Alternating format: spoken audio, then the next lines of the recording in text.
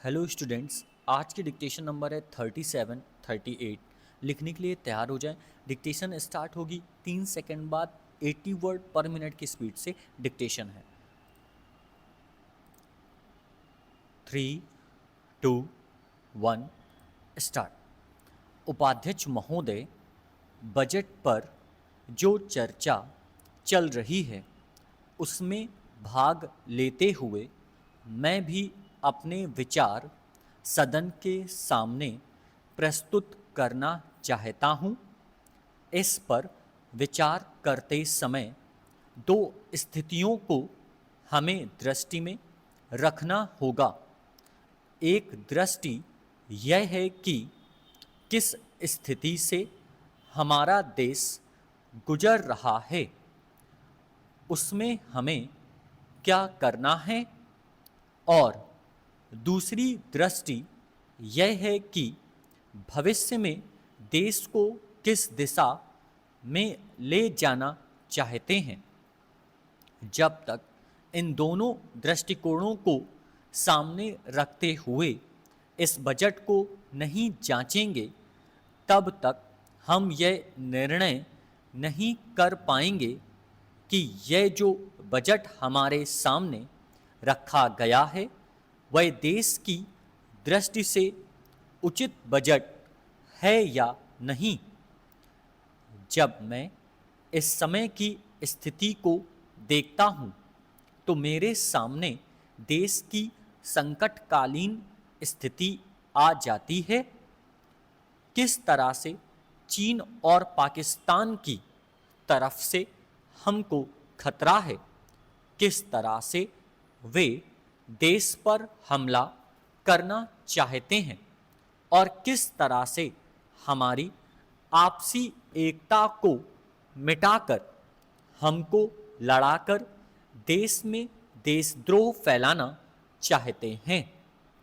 इसके साथ ही साथ जब मैं पिछले बजट को सामने रखता हूँ तो मुझे यह कहना पड़ता है कि आज का बजट चाहे जिस स्थिति में भी रखा गया हो, बहुत सुंदर बजट है।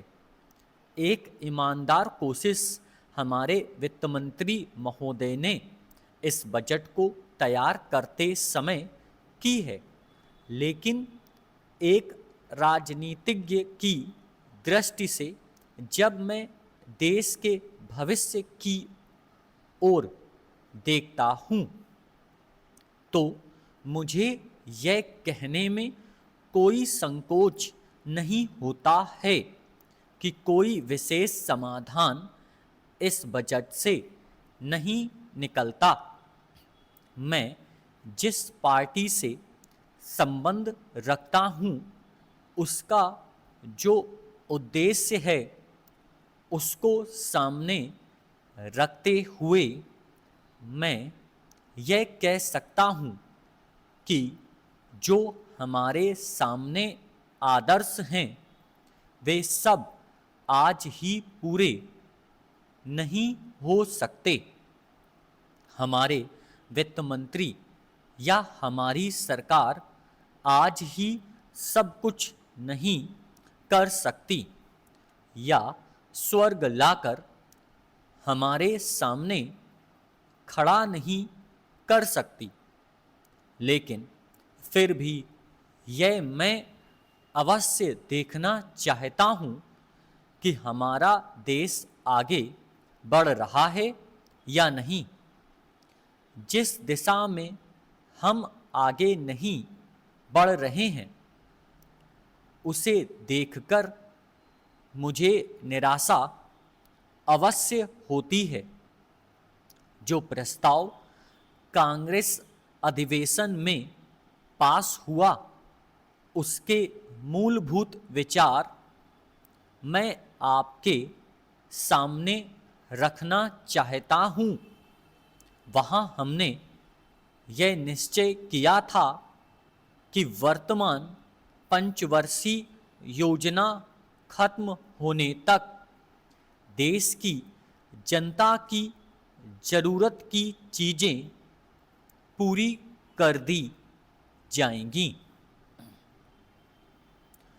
उपाध्यक्ष महोदय, उसमें हमने साफ साफ कहा था कि जो गरीब वर्ग है, जिसकी गरीबी के बारे में हम सभी जानते हैं, उसको देश की आमदनी का जो औसत है वह अवश्य ही मिल जाएगा और इस दिशा में हमारा प्रयत्न जारी रहे। हमारा जो बजट है उसको जब तक अपनी आर्थिक व्यवस्था या अपने विचारों के अनुसार नहीं आंकेंगे, तब तक उस ध्येय की पूर्ति नहीं हो सकती। यदि इस दृष्टि से अपने बजट को देखते हैं तो हम उसे न अधिक और न कम नंबर दे सकते हैं। मेरी प्रार्थना यह है कि सरकारी या सरकार जिन संस्थाओं को सहयोग देती है उन्हें आदेश दिया जाए कि वे देश की उन्नति का विचार करें, परंतु खाने की पुष्टि देकर नहीं। यह कार्य शीघ्र शीघ्र होना चाहिए।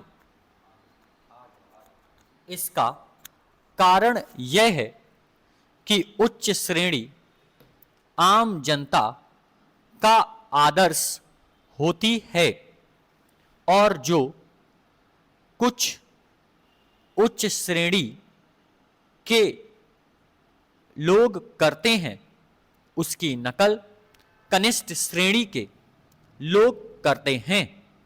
इसलिए यह काम पहले उच्च श्रेणी पर हो जाए तो आम जनता पर उसका प्रभाव अवश्य गहरा पड़ेगा। सप्ताह में 2 बार भोजन छोड़ने का जो मेरा सुझाव है, इससे न केवल अनाज वरन ईंधन, तेल, कोयला आदि सब की बचत होगी।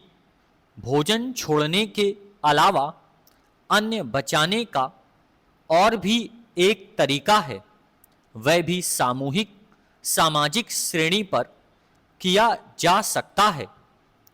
जानते हैं कि इस देश में 10% अन्न कौन खराब करता है?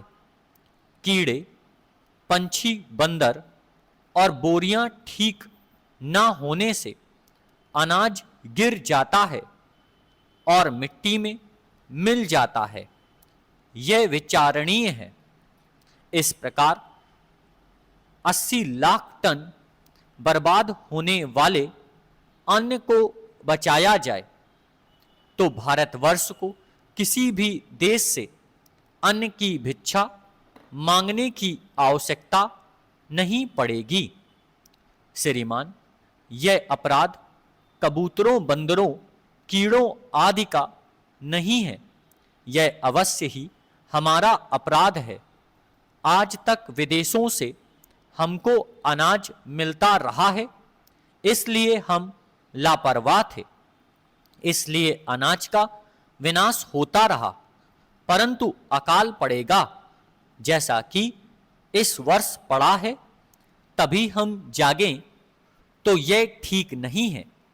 हमें अन्न के नाश को रोकने की सतत कोशिश करनी चाहिए। उसकी बचत करना हमारा परम कर्तव्य है। यह काम हर किसान, बच्चा और युवक कर सकता है।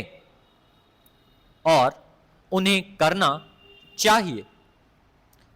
अन्य बचाने की समस्या केवल कानून के जरिए हल नहीं होगी, यह बात भी सामाजिक चेतना पर निर्भर है। Full stop.